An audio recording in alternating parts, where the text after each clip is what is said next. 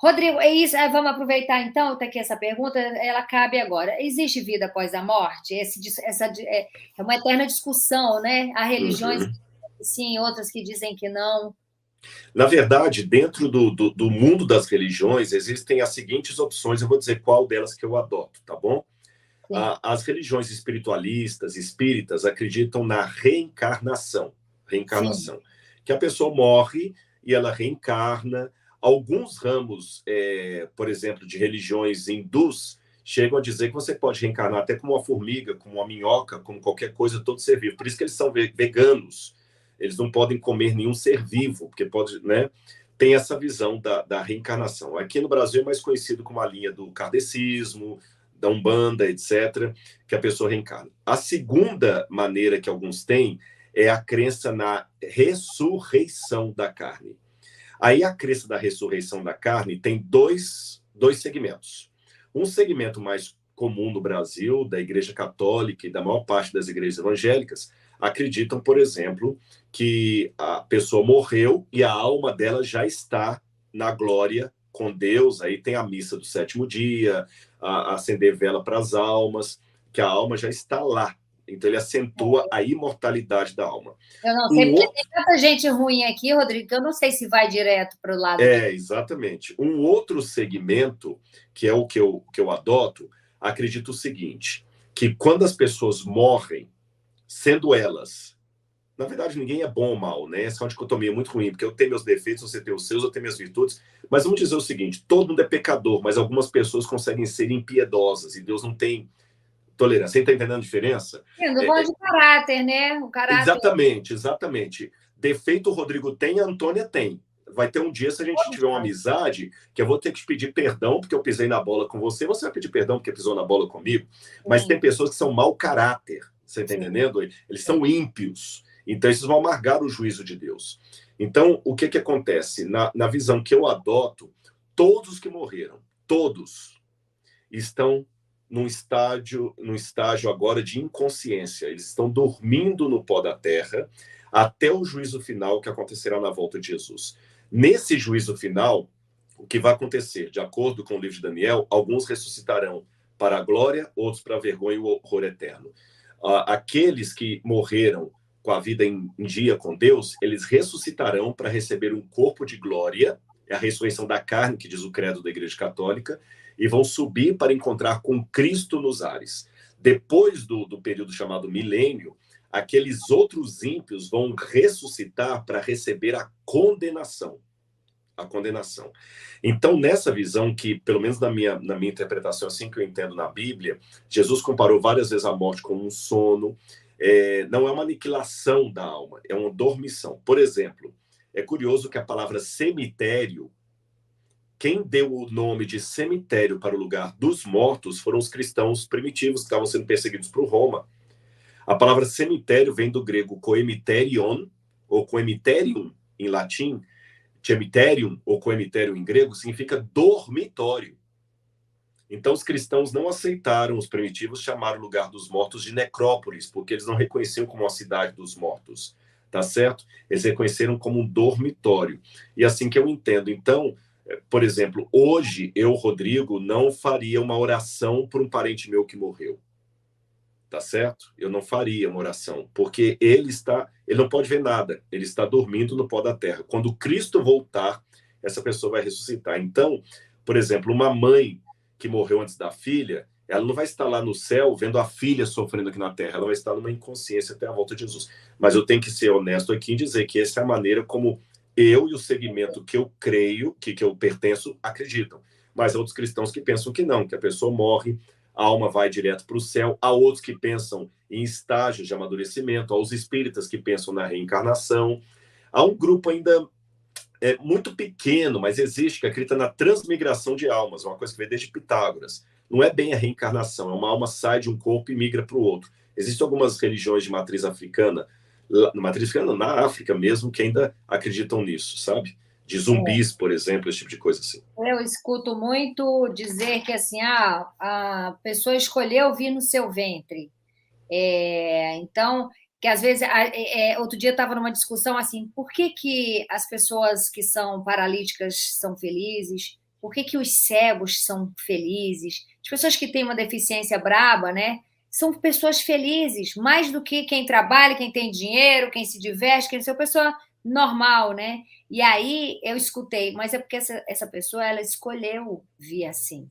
Então, por isso, logo ela não sofre. Ela sabia que ela ia passar por isso. São resgates e tal. A gente escuta de tudo, né? Eu realmente não Uhum. tenho uma opinião formada a respeito disso, não. É, o que para você não está na mesa de discussão? Ah, boa pergunta. O que não está na mesa de discussão? A existência de Deus e o amor tremendo que eu tenho por ele. Não se discute. Não se discute. É uma certeza que já calou fundo na alma, você entendeu? Você tem filhos? Tem um de 26, um de 5 e uma neta de 5. Exatamente. Permita-me dar isso como exemplo. O sentimento que você tem pelos seus filhos não está na mesa de discussão. Você pode discutir tudo, você pode discutir até política, você pode até mudar seus conceitos políticos, você pode mudar até a sua ideia sobre a imortalidade da alma e tudo, mas já tem uma certeza tão grande que se alguém falar assim, discordo de você, ó, pode discordar, mas não vai mudar nada. Eu Não amo vai os meus mudar filhos. nada. E eu falo, Então, quer assim, bater, me bate, quer mexer comigo, mexe, mas não mexe com os meus filhos nem com a minha neta. exatamente. Então, eu não tenho filhos, mas eu dei esse exemplo aqui até para fazer uma paralela. O amor que eu tenho por Deus, é lógico, eu tenho um amor pela minha esposa também, tudo mais, mas eu estou falando do ponto de vista metafísico, de Sim, crenças, né? sim, sim. Eu creio tanto na existência dele e tenho um amor tão grande por ele que isso não está mais na mesa de discussão. Que maravilha. Evolução humana. O ser humano não evoluiu internamente ou evoluiu só É, é, na fotinho lá do macaquinho que vai. exatamente. Tem uns até que brincam, né? Que colocam aquela série ali desde o Pithecanthropus erectus, o Australopithecus, o Homo sapiens. Aí o último falou assim: deu errado, moçada, vamos voltar, né? É, Vamos voltar.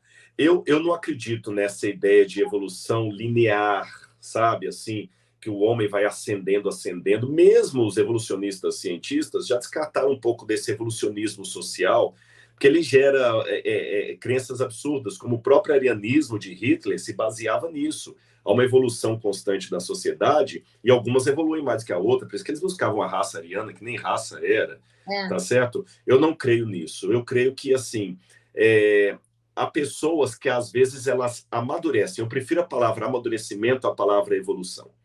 Por quê? Porque há coisas, por exemplo, que hoje estão muito melhores do que antigamente. Mas há coisas que antigamente estavam muito melhor do que hoje. Você está entendendo? Então, por exemplo, tem algumas questões da mulher que eu falo que você tem que dar graças a Deus que nasceu no século XX. Porque tem muitas liberdades que você pode ter hoje que talvez a sua bisavó não teria. Sim. Mas, por outro lado, eu não posso chamar isso de uma evolução ascendente, porque há coisas da minha cultura e da sua tão absurdas que dá vontade de voltar para o tempo da sua bisavó.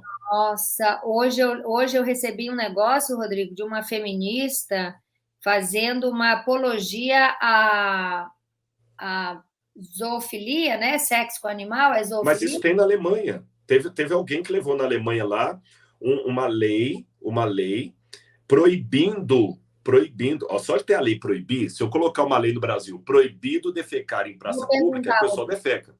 Uma lei proibindo a zoofilia, não por problema moral, mas é porque ela podia trazer maus tratos dos animais, não por problema moral. Se for problema moral, tudo bem. Então, quer dizer, que absurdo.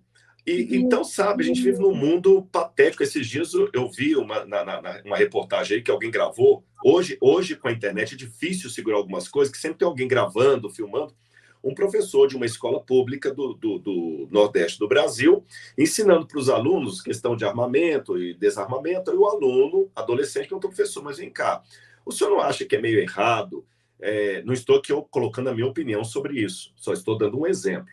O senhor não acha, professor, que é errado desarmar a população de bem e deixar o bandido armado? Aí o professor falou assim: em primeiro lugar, o que é população de bem? Aí o aluno falou: professor, para mim o cidadão de bem é o pai de família, que trabalha, que paga impostos, mas o ladrão também é um trabalhador. Roubar é o trabalho dele. Roubar é o trabalho dele. Um professor. Exatamente, você está entendendo? Ou um pseudo-professor, porque eu sou professor e, desculpa, eu não, acho isso um absurdo. Então, Eu acho que o mundo está meio bagunçado, o mundo virou o samba do crioulo doido, composto de trás para frente, sabe? Agora, Rodrigo, de onde surgiu tanta loucura? Ela já existia e a internet está mostrando? Eu penso que sim. Eu penso que as pessoas não enlouqueceram de ontem para cá. Não, Eu não, acho não, que não. essa desordem sempre houve, mas ela ficava oculta porque não tínhamos a tal da internet para mostrar. Uhum. Tem um provérbio que hoje ele está desatualizado, que a gente não revela fotografia mais. Hoje está tudo no celular. Mas na época que o pessoal revelava aqueles filmes, alguém falava o seguinte: é no escuro que o negativo revela. O trocadilho é, para os que estão mais novos, que não alcançaram esse tempo do negativo, o negativo era aquela fita, você tirava a máquina, né? Aí levava lá na Kodak, no coisa e tudo, aí E ficava eles, os né, na câmera fotógrafos escura. trabalhavam no quarto escuro, né? Mergulhando Exatamente. Aí alguém falava assim, lá. é no escuro que o negativo revela. Então, hoje o mouse, ele trouxe uma capa de proteção para os covardes, que é muita gente que na sua cara não tem coragem de falar nada, mas com o mouse, um pseudônimo, ele te xinga de vaca, de sem vergonha, de vagabundo, do que você quiser. Você está entendendo? Ele está ali por trás, mas no tete a tete, ele não aguenta 2 minutos de um debate. Você está Exato. entendendo? Então, nessa questão, até para voltar à sua pergunta sobre a evolução, o que eu estou notando? Eu estou percebendo o seguinte, e aqui, para mim, vem o divisor d'águas. Um autor, Antônio, que eu recomendo você, todo mundo ler, chama-se Viktor Frankl. Viktor Frankl. Não conheço. Viktor Frankl era o camarada que tinha tudo para ser um revoltado. Ele foi sobrevivente de 3 campos de concentração. Ele passou por Auschwitz, ele passou por Dachau, e se eu não me engano, só Auschwitz e Dachau. 2 vezes em Auschwitz, 1 vez em Dachau. Ele viu sendo morta na frente dele a mãe dele, a esposa dele, com quem ele estava casado há uns 4 meses, tá certo? E a irmã dele, que na verdade a irmã sobreviveu, mas ele pensou que eles tinham matado também os nazistas. E ele foi para lá com o pai dele.